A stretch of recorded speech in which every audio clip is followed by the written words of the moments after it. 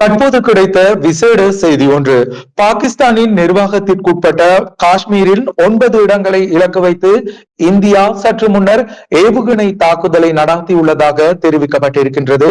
குறிப்பாக 3 இடங்களில் தாக்குதல் மேற்கொள்ளப்பட்டிருப்பதாக பாகிஸ்தான் தரப்பு தகவல்கள் வெளியாகி இருக்கின்றன. இந்த விடயம் தொடர்பில் சர்வதேச ஊடகங்கள் தற்போது அவதானத்தை செலுத்தி இருக்கின்றது. அதற்கமைய பயங்கரவாதிகளின் தளங்கள் என சந்தேகிக்கப்படும் இடங்களை இலக்கு வைத்து இந்த தாக்குதல்கள் நடத்தப்பட்டிருப்பதாக இந்தியா அறிவித்திருக்கின்றது.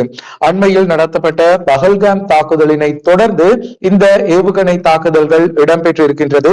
குறிப்பாக நீதிக்கான போராட்டம் என்ற தலைப்பில் சிந்தூர் தாக்குதல் என்ற செயற்பாட்டின் கீழ் இந்த தாக்குதல் முன்னெடுக்கப்பட்டிருக்கின்றது. சிந்தூர் நடவடிக்கையின் கீழ் இந்த தாக்குதல்கள் இடம்பெற்றிருப்பதாக இந்தியா தெரிவித்திருக்கின்றது. இந்த செய்தி மீண்டும் ஒருமுறை, பாகிஸ்தானின் நிர்வாகத்திற்குட்பட்ட காஷ்மீரில் இருக்கக்கூடிய 9 இடங்களை இலக்கு வைத்து இந்தியா சற்று முன்னர் ஏவுகணை தாக்குதலை நடாத்தி இருக்கின்றது. குறிப்பாக காஷ்மீரின் 3 இடங்கள் தாக்குதலுக்கு உள்ளாக்கப்பட்டிருப்பதாக பாகிஸ்தான் தரப்பு தகவல்கள் தெரிவிக்கின்றன. இந்த விடயம் தொடர்பில் தற்போது சர்வதேச ஊடகங்கள் கவனத்தை திருப்பி இருக்கின்றன.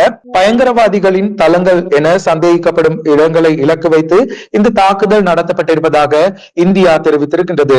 பஹல்காம் தாக்குதலை தொடர்ந்து இந்தியாவின் பதிலடியாக இந்த தாக்குதல்கள் இடம்பெற்றிருப்பதாகவும் தெரிவிக்கப்பட்டிருக்கின்றது. இந்த பஹல்காம் தாக்குதல் தொடர்பான விரிவான செய்திகள் தொடர்ச்சியாக நமது டிவி யூடியூப் தளத்தில் நீங்கள் பார்வையிட முடியும்.